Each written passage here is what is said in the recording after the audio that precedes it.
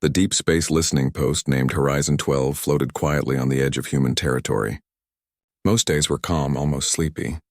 The small crew and the station AI usually monitored passing cargo ships, routine signals, and the normal calm of space. Nothing exciting ever happened out here, but today felt different.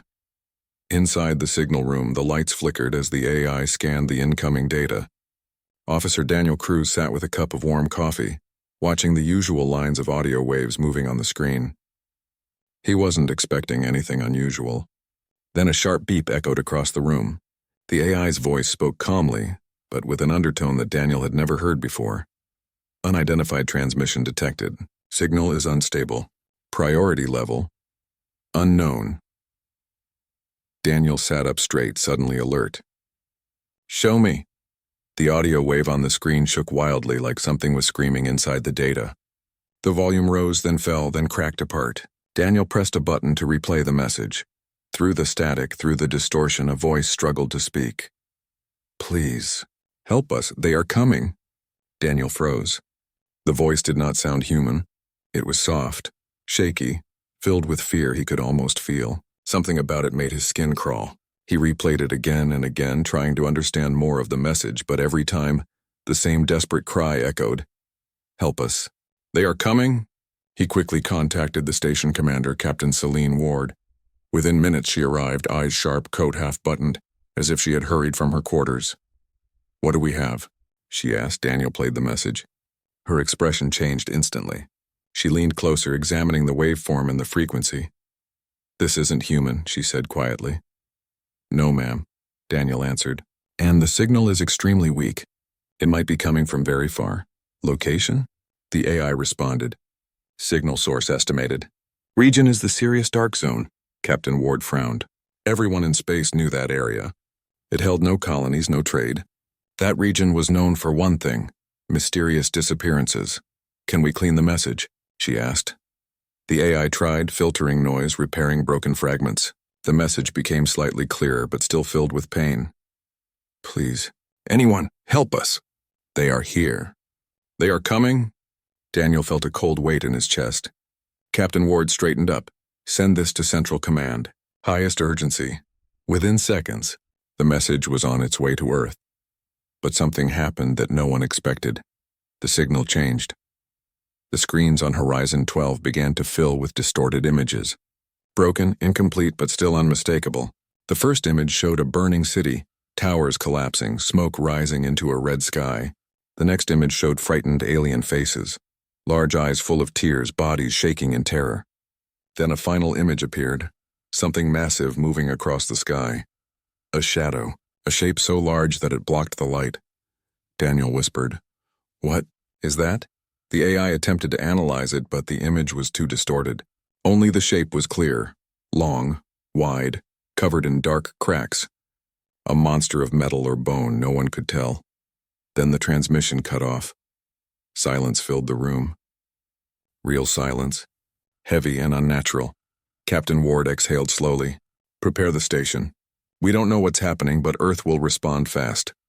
She was right. 4 hours later, a secure message arrived from the United Terran Command. It included one line that stunned every person on Horizon 12. "Stand by. Red directive initiated." Daniel felt his heartbeat skip. "Ma'am, is that what I think it is?" Captain Ward nodded slowly. "Yes, they're sending the Death World fleet." Everyone in the room exchanged worried glances. The Death World fleet was not used unless the threat was extreme. It was humanity's strongest weapon. A fleet built for battle, for planet-level threats, for enemies so dangerous that diplomacy had no place. Daniel whispered, "But why? We don't even know who sent the message." Captain Ward looked at the now silent screen. "We know enough. Someone begged for help. Someone is being destroyed. And whatever attacked them is big." The station AI suddenly beeped again. Additional signal fragment recovered. Daniel quickly pulled it up. This one was shorter but clearer. "They eat the light. Run." A shiver went through the entire room. "Eat the light? What kind of thing could do that?" Captain Ward pressed a button on the table. "All hands, report to stations. New orders arriving soon. This situation may escalate." Horizon 12 went from calm to fully alert in seconds. Officers rushed to consoles.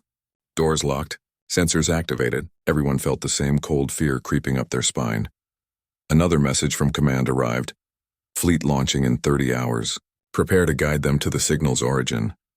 Daniel stared at the dark window, watching the stars outside. They looked peaceful, quiet, innocent. But he now knew the truth. Somewhere out there in the cold darkness, something terrible was moving. Something strong enough to destroy entire cities. Something that made peaceful aliens cry like children. And now humanity was going toward it. He whispered to himself, "I hope we're ready." But deep inside he wasn't sure. Humanity had faced many dangers in its rise across the stars. But never a shadow that ate the light. Never a threat that made unknown aliens cry out in desperation. Whatever waited in the Sirius dark zone was not normal. The final moment of the night came when the AI dimmed the room lights and spoke in its calm voice. New long-range scan update. Source planet appears heavily damaged. Life signs extremely low. Daniel's hands trembled slightly. The message they received might have been the last cry from a dying world. Captain Ward gave one last order. Record everything. Tomorrow the fleet arrives, and the galaxy may change forever. The room went silent again. Only the faint hum of the station remained. Outside, the stars continued to shine, unaware that something dark was moving between them. Humanity had heard the call. Now the question was simple. Would they reach the unknown world in time, or would they arrive to find only ashes? The next day began with tension rising across every corner of Horizon 12. The crew barely slept. Some kept replaying the alien voice in their minds. Others kept staring at the images of the burning world. Even the station AI showed small delays in its responses, as if it too sensed danger approaching. Captain Celine Ward walked across the main bridge, her boots echoing softly on the metal floor. She stopped in front of the large screen where a map of the Sirius dark zone flickered. She watched it with a heavy mind. Something inside her whispered that this event would mark a turning point for humanity. A soft chime sounded. "Incoming transmission from Central Command," the AI announced. "Put it through," she said. The screen shifted.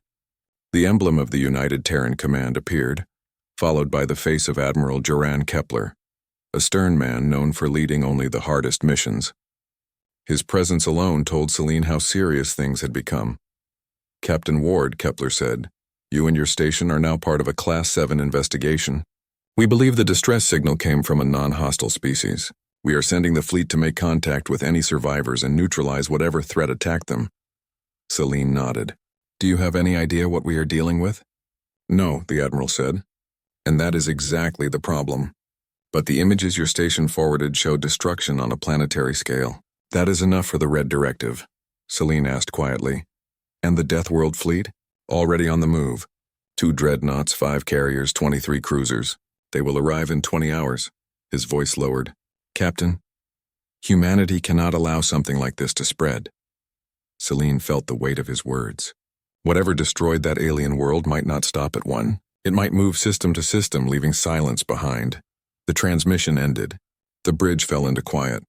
Daniel Cruz entered with a data pad. "Ma'am, more fragments recovered from the signal. The aliens tried to send more messages before the final image." "Play them," Celine ordered. Daniel tapped a screen. A broken voice spoke again through the speakers, but this time it sounded weaker, almost fading. "They took the sky. The light, gone. Static swallowed the rest. Another fragment followed, running, hiding. Please, anyone." A cold feeling passed through the room.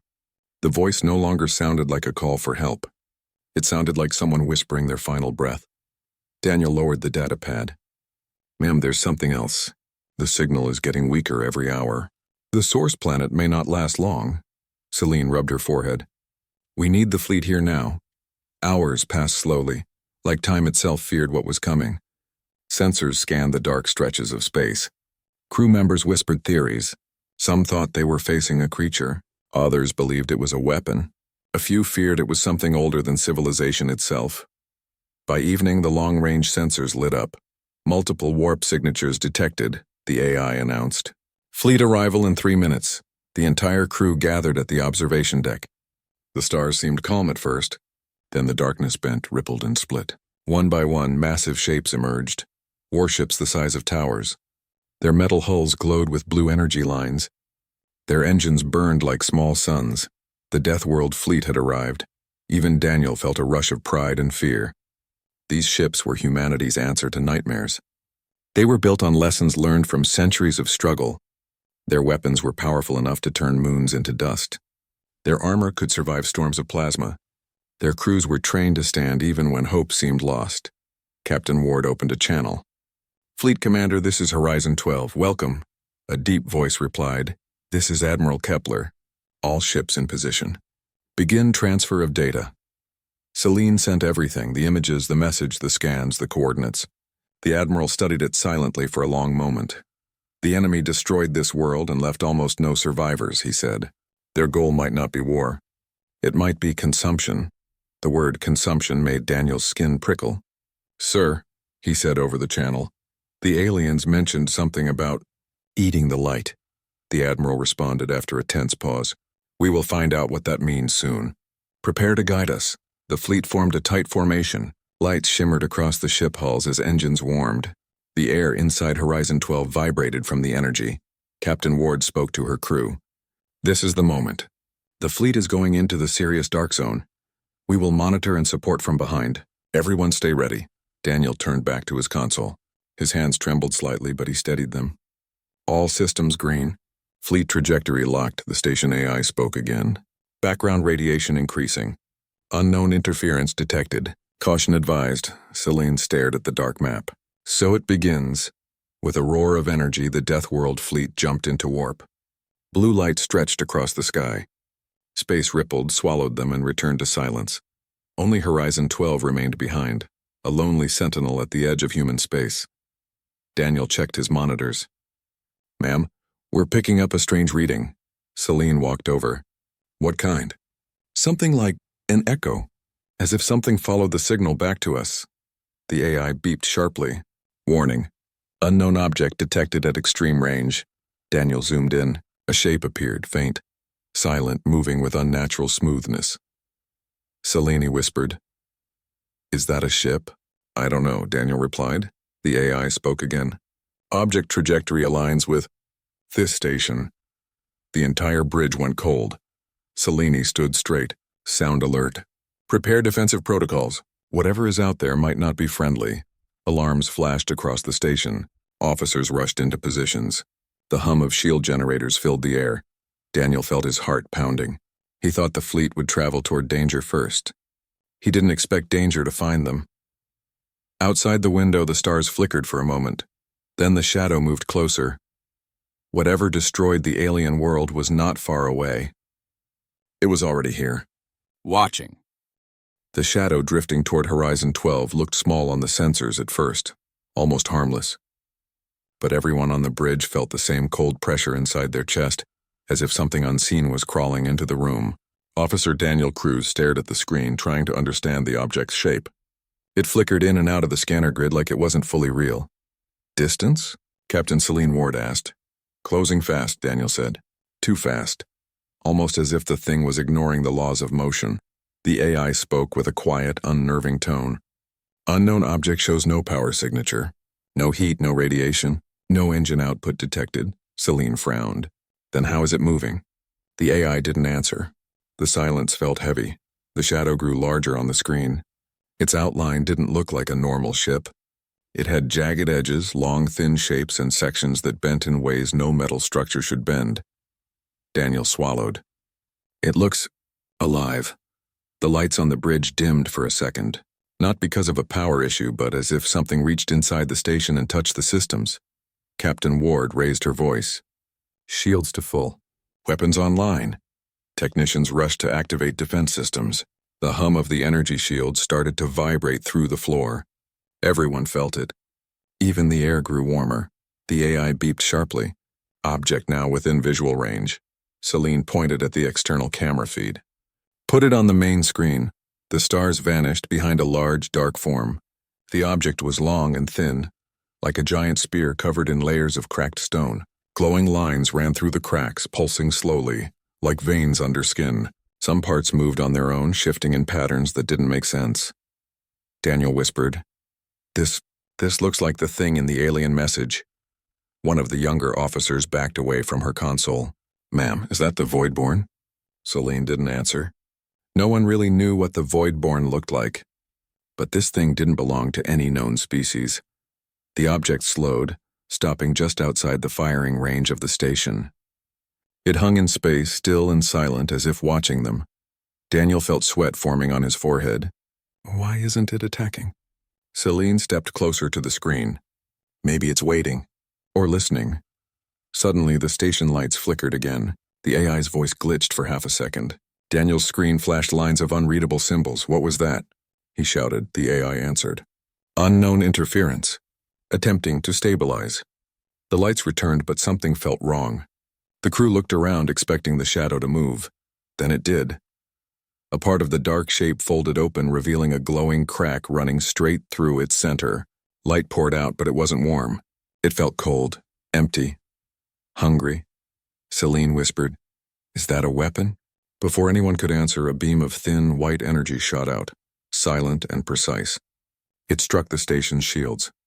The entire room shook violently. Sparks exploded from 2 consoles, shields at 60%. Daniel yelled, "We haven't even fired yet." Another officer shouted. Another beam followed faster. The shields dropped again. 40%. Celine raised her hand. "All batteries fire!" The station launched its pulse cannons and railguns. Bright blue bolts shot across space. Explosive rounds followed, but the moment the shots reached the shadow, the rounds slowed. Then vanished. Not exploded, not deflected, simply erased. Daniel stared in shock. It absorbed them. Celine clenched her jaw. Target structure with plasma beams. The station fired again using stronger weapons. This time the beams hit the surface of the shadow and stuck to it like liquid light. The surface rippled, moved, then twisted everything into the glowing cracks, drinking the energy. The officer at weapons control whispered, "Ma'am, it's eating the attacks." Daniel remembered something from the alien message. They eat the light. Everyone froze. Then the shadow began to reshape itself. Long, thin arms unfolded from its sides. The glowing cracks pulsed faster, as if excited. The shadow leaned forward. "It's preparing another attack," Daniel shouted. Celine pressed the emergency channel. "Admiral Kepler, come in. We have contact. Unknown hostile ship attacking." Static answered her. The warp jump of the fleet had taken them too far to hear. The shadow fired again. A huge bolt of white energy struck the station. The lights went out for 3 seconds. When they returned, alarms screamed through the corridors. Shields failing. Weapons offline. "Power grids unstable. Main reactor overheating." Celine grabbed the intercom. "All hands, brace for impact." Another strike shook the entire station. Panels fell. Screens cracked. Daniel fell to the floor but pulled himself up. "Captain," he yelled, "if this continues, we won't survive." She knew he was right. Horizon 12 wasn't built for a fight like this. It was just a listening post. A watchtower, and something far beyond their understanding was now dismantling it piece by piece. Suddenly, the shadow stopped firing. It withdrew its glowing arms and hovered silently again. Daniel whispered, "Why did it stop?" No one answered. Then the AI said something that froze everyone in place. "Warning. Unknown signals detected." Inside the station, Daniel's heart thudded. "Inside, how?" The AI continued. "Foreign energy signatures appearing on multiple decks. Evacuate immediately." Celine's voice hardened. "All personnel abandon station. Emergency escape pods ready." The crew exploded into motion. Tools dropped. Consoles abandoned. Everyone ran. Daniel supported a young officer who had fallen. "Move, move." Behind them, lights flickered dark. A trail of cold blue energy crept along the walls like spreading frost. Whatever the shadow was, it had sent something inside. As Daniel ran toward the escape bay, he looked back one last time at the main screen. The shadow outside slowly turned, almost like a creature smelling the air. Then its cracks glowed brighter than before. Horizon 12 would not survive another hit. Daniel dove into an escape pod, shouting to the others, "Launch now, go!" Pods detached from the station one after another, drifting into space like small shining seeds. Behind them, the shadow opened wide, glowing like a hungry mouth. Horizon 12 exploded in a silent flash. The crew escaped, but the shadow followed, and the Death World fleet had no idea that the enemy had already arrived behind them. The escape pods drifted silently across the empty dark, their emergency lights blinking faintly like fireflies lost in the void. Inside one pod, Daniel Cruz pressed his forehead against the cold glass window, watching the last pieces of Horizon 12 scatter like glowing dust. The explosion still echoed inside his ears, even though space made no sound. His hand shook. His throat felt dry. The station he had worked on for years was gone in seconds. Beside him, Officer Mira tried to steady her breathing. Did we escape that thing? Daniel didn't answer. He didn't know. Their pod systems beeped softly. Life support stable, the AI reported. Emergency beacon active. No nearby rescue units detected. Daniel swallowed. What about the others? How many pods launched? Unknown, the AI replied. The pod's small window showed nothing but open space. No fleet, no stars moving. No sign of the shadow that destroyed their station. For a moment, Daniel hoped maybe it stayed behind, but then Mira whispered, Daniel, look. From the side window, something glowed faintly in the distance, a long, thin shape, pulsing cracks of pale light, moving slowly. The same shadow. It wasn't rushing. It wasn't chasing. It felt like it was following, studying, choosing. Daniel closed his eyes. We need to get out of its path now. The AI responded. Escape pod thrusters limited. Range insufficient for long-distance evasion. The pod drifted. The shadow came closer. Just then another signal appeared, a faint message almost too weak to detect. Unknown distress beacon detected. Location, nearby moon fragment. Daniel snapped to attention. A distress beacon? From who? The AI processed the signal. Not human, Mira sat up straighter. It's them. The ones who sent the message. Daniel didn't hesitate. Set course for the beacon. Use all remaining thrusters. The pod shook slightly as it changed direction. The shadow in the distance did not react. It simply hovered, its cracks of light moving like a slow heartbeat. Minutes felt like hours. Finally, the escape pod drifted toward a broken moon. Its surface was cracked as if something enormous had bitten through its center. The beacon came from a dark valley on the edge of a shattered crater. Daniel prepared to exit. Mira, check your suit. Already done, she said, though her voice trembled. The pod landed roughly, scraping across the moon surface before stopping. The hatch opened with a hiss.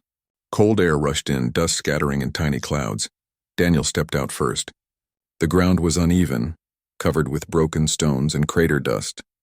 The sky above showed stars twisted by the strange energies of the dark zone. The beacon blinked from behind a pile of collapsed rock. Daniel and Mira scrambled over the ridge. There, lying beside the beacon device, were three thin, trembling aliens. Their skin was pale blue, almost transparent. Their large eyes flickered weakly. The Rathali, Daniel had seen their faces before, in the hologram of the burning city. Oh my God, Mira whispered. They're still alive. One of the aliens lifted its head weakly. Its voice was soft, almost like wind. Humans, you came. Daniel kneeled beside them. We heard your message. We're here to help. The smallest alien tried to sit up but collapsed again. Its hand shook as it pointed toward the sky. They followed us. They followed everyone. Daniel's stomach twisted. The Voidborn? The alien nodded slowly. They took our world. They take everything. Before Daniel could ask more, the ground vibrated slightly. Not from the moon, but from something passing overhead. A bright slit of white energy streaked across the sky. Mira pointed upward. It found us. The shadow drifted above the moon, slow but deliberate. Its glowing cracks brightened as it scanned the surface. It moved like a creature sniffing for prey. Daniel grabbed the aliens. We need to move. Find shelter. Mira helped lift one of them. The aliens were lighter than they looked, bones thin as glass. They moved through the dust, searching for anything that could hide them. The Rathali leader whispered, There is a bunker. Not far. They followed the alien's trembling hand toward a large rock formation. A dark entrance stood half buried under debris. Daniel and Mira cleared the stone pieces, revealing a metal hatch. The alien pressed a weak hand against a glowing panel. The door slid open with a hiss. They rushed inside. The bunker interior was dim, lit by fading lights. Dust floated in the stale air. Old equipment lay broken. Conveyors, monitors, and crates lay scattered as if people had run in a hurry. Mira closed the hatch behind them. Will this hold? The Rathali leader shook its head. Not for long. Daniel helped it lie down gently. What happened to your world? Tell me. The alien stared at the ceiling, eyes full of memories and fear. We were a peaceful people. Scientists, explorers of stars. We discovered energy that flowed between worlds. A light we believed came from the universe's heart. Daniel listened carefully. But the Voidborn, they came from that same light. They are not machines. They are not life. They are something in between. Something hungry. The alien's voice broke. They feed on energy, light, heat, life. They ate our cities, our oceans. Our sun began to dim, we ran. But they always find us, Daniel felt a chill. So they're not just attackers, they're consumers, the alien nodded, and now they follow all light. Even yours, Mira gasped softly. Our escape pod beacon. It will call them, the alien whispered. Daniel realized they were trapped. The bunker could hide them briefly, but their beacon outside was shining like a tiny star in the darkness. And the shadow was already close. Mira stared at Daniel, panic rising. What do we do? Before he could answer, a deep thud echoed through the bunker walls. The shadow landed above them. Dust fell from the ceiling. The lights flickered. Another thud. Something metallic scraped across the roof. The Rethali leader whispered. They search by feeling the energy, not by sight. Daniel held his breath. A long, thin crack of pale light slid across the ceiling like a glowing knife, cutting through the metal slowly, tasting the bunker's energy. The Voidborn had found them. Mira whispered, voice shaking. Daniel, tell me we can stop this thing. Daniel gripped his plasma cutter tightly. I don't know if we can stop it, he whispered. But we're not dying without a fight. Outside, the shadow's cracks widened, and the bunker's metal roof began to melt. The bunker's metal roof shook like something massive was pressing down on it. Dust fell in thin clouds. Cracks formed across the ceiling, glowing with the same pale light that pulsed through the Voidborn shadow outside. Daniel Cruz felt his pulse hammering in his ears. Mira stood beside him, gripping her sidearm with both trembling hands.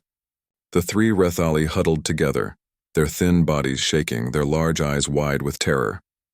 A long, sharp sound echoed through the bunker, like a blade dragging across stone. The metal above them stretched and warped as the creature explored the structure. It wasn't trying to break in wildly. It was searching with patience, almost curiosity. The Rethali leader whispered, It is sensing the energy. It will find us soon. Daniel swallowed hard. We need to move deeper. Is there another room? The alien nodded weakly. A storage chamber. Protected, but old. Mira hurried to help the smallest alien stand. Show us, quickly! The bunker vibrated again as the Voidborn shifted above them. The glowing crack on the ceiling crawled slowly across the roof, almost like a finger tracing the outline of food. Every second felt like a countdown. The Rethali led them through a narrow corridor, the lights flickering weakly. Old panels sparked as they passed. The air felt heavy, thick with dust and fear. At the end of the hallway was a reinforced door covered in symbols Daniel didn't recognize. Is it locked? He asked. The alien placed its palm on a circular plate. The symbols glowed faintly, then faded. The door slid open halfway, stopping with a groan. Mira squeezed through first, pulling the aliens behind her. Daniel pushed the door the rest of the way. The storage chamber was more like a fortified shelter, filled with old equipment, crates, and strange glowing crystals sealed in metal containers.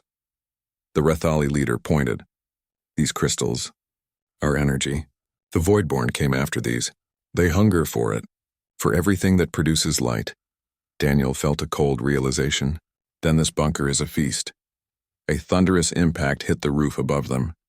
The walls trembled. One of the lights burst. The Voidborn was no longer searching gently. It had found them. Mira grabbed Daniel's sleeve. We can't stay here. It'll cut through the roof in minutes. Daniel looked around desperately. Is there a back exit? Anything? No, the alien replied. This was meant for storage and safety, not escape. Another heavy blow struck the bunker, this one harder. A metal panel dropped from the ceiling. A streak of cold white energy sliced down the wall, cutting it open like melting plastic. The Voidborn was entering. Daniel felt his heartbeat thudding. Mira, help me move those crates. We need a barrier! They pushed two large metal crates into place as makeshift cover. The Rethali stayed low, holding onto each other. The alien leader whispered, Humans, why did you come? Why risk yourselves? Daniel crouched behind the crates. Because someone asked for help. That's enough. The metal roof above the entrance suddenly burst inward. A long, thin tendril of pale energy reached inside. It searched, twisting, tasting the air. The temperature dropped so fast that Mira's breath turned into white mist. She whispered, "Daniel." "That thing. It's not like a ship," he nodded. "It's something else." The tendril brushed against a glowing Rethali crystal inside a container. The crystal flickered as its energy was drained instantly. The tendril pulsed brighter, feeding on the light. The Voidborn was feeding inside the bunker. Daniel gripped his plasma cutter tightly. "We can't let it touch the aliens," Mira whispered sharply. "Are you planning to attack that thing?" He exhaled. "If I have to." The tendril whipped toward them. Daniel activated the cutter and slashed. The beam of plasma struck the tendril, making it shudder and recoil. A high-pitched ringing filled the bunker like metal screaming. The tendril snapped toward Daniel in anger. He rolled to the side as it sliced through the crate, cutting it in half as if it were paper. Mira fired 2 shots with her sidearm, but the bullets vaporized before reaching the tendril. "It absorbs everything," she shouted. The Rethali leader cried out, pointing at a dark corner. "There, emergency anti-light flare." Daniel saw a small device half broken under debris. He dove toward it, grabbed it, and pressed the trigger. A violent flash exploded across the room, not bright light, dark light. A shockwave of pure energy that disrupted the Voidborn's senses. The tendril recoiled, thrashing wildly. The glowing cracks in the ceiling dimmed for a moment. The aliens covered their faces. Mira shielded her eyes. Daniel threw the device aside. "Move now! We only have seconds." They ran back into the main corridor. The walls were already split open by energy cracks. The metal groaned, ready to collapse. Behind them, the Voidborn roared in a soundless vibration that shook the entire bunker. The creature was recovering quickly. Daniel carried one alien while Mira supported the other 2. Dust fell like rain. The lights flickered, then died completely. The only light came from the glowing cracks in the bunker walls, slowly growing. Spreading. Hunting. They reached the entrance hatch. Daniel slammed the keypad, but the hatch only opened halfway. "Come on! Come on!" he yelled. Mira pushed from the other side. The aliens squeezed through one by one. Daniel crawled out last as the bunker behind him erupted in pale light. The hatch sealed shut behind him, shaking violently. Then everything fell silent. The ground under their feet trembled again. The shadow hovered overhead like a predator deciding whether to strike or wait. The smallest alien whispered, "It doesn't want the bunker anymore." Daniel stared up at the creature. The glowing cracks were moving faster, focusing, aligning. He realized what was happening. "It wants us." Before the shadow could strike, a powerful vibration shook the sky. A streak of blue light tore across space like a comet. Mira gasped. "Daniel, look!" A massive warship burst out of warp. Engines blazing bright. Humanity had arrived. The Death World fleet flooded into the dark zone, one ship after another, and the Voidborn, for the first time, turned its gaze toward something it did not recognize. A force that did not run. A force that did not fear the dark. Humanity had come to fight. The sky above the shattered moon flashed again as another gigantic human warship tore out of warp. Its engines blazed like a newborn star. The Voidborn shadow paused for the first time, its glowing cracks dimming slightly as it turned toward this new threat. Daniel stood on the broken ground, breathing hard, the 3 Rethali weak beside him, Mira gripping her weapon though she knew it would do nothing. They all stared upward at the growing storm of light. 1 warship became 2. 2 became 7. 7 became a full armada. The Deathworld fleet had arrived in force. The leading ship, a colossal dreadnought named TFS Vengeance, moved into position. Its dark armor plates reflected the dim stars, engines humming with power. Admiral Kepler's voice echoed across every emergency channel. "Attention all personnel. Hostile target confirmed. Engage." Thousands of humans, hundreds of machines, and mountains of weapon systems activated at once. "The arms of Earth had come," Mira whispered, almost in awe. "We're saved." Daniel didn't answer. His eyes stayed locked on the Voidborn shadow. It did not flee. It did not tremble. If anything, the glowing cracks across its body brightened again as if excited. The Rethali leader spoke weakly. "It has never faced something like your fleet, but it will not run." Up in orbit, the Admiral's voice boomed again. All ships charge primary weapons. Prepare long-range fire. But the Voidborn moved first. A thin beam of pale energy fired upward, hitting a cruiser on the left flank. The cruiser's shield shattered instantly. The ship spun, alarms blaring across its hull before stabilizing. The beam had melted a line straight through its armor. Another attack followed. The Voidborn's cracks widened as it released a massive wave of energy. Several human ships absorbed the hit. Barely. Shields down to 20%. Multiple hull breaches. We can't take another hit. The Voidborn wasn't just powerful. It was hungry. Daniel watched in horror. It's feeding on the energy it takes from our shields. Mira clenched her fists. Then the fleet has to end it fast. On the flagship, Admiral Kepler gave the order. All ships fire at will. A thunderstorm of power lit the sky. Railguns thundered. Plasma lances streaked. Missiles screamed across vacuum. Artillery from orbit shook space itself. The moon's surface trembled as shockwaves tore through it. Daniel covered the aliens as debris rained down. Mira held onto him to avoid being thrown off her feet. The Voidborn swallowed the first volley. Every bit of it. Energy curved into its glowing cracks like water rushing into thirsty ground. Human attacks were fuel. Light was food. Power made it stronger. Admiral Kepler saw it instantly. Change pattern. Weapons to thermal mode. No pure energy. The fleet adapted quickly. Humans were fast learners even in war. Missile pods opened across dozens of ships. Kinetic mass drivers lined up. Then humanity fired again, not beams, not light, not plasma, but raw physical force. The missiles struck the Voidborn's body.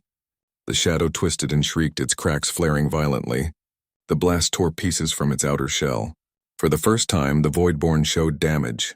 Daniel felt a surge of hope. It works. Physical weapons work. Mira grabbed a fallen rock for balance as the ground shook. Hit it again. Hit it hard. In orbit, the dreadnought TFS Vengeance charged its main cannon. A low rumble spread through space like the growl of a giant. Solar lance ready, the weapons officer announced. Admiral Kepler's voice hardened. Fire. The sky split open.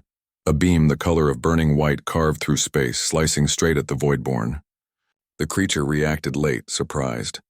The lance tore across its body, ripping open several of its glowing cracks. The Voidborn shrieked silently. A shockwave of pale light burst outward. Daniel shielded the Rethali with his body. Mira covered her ears, though there was no sound.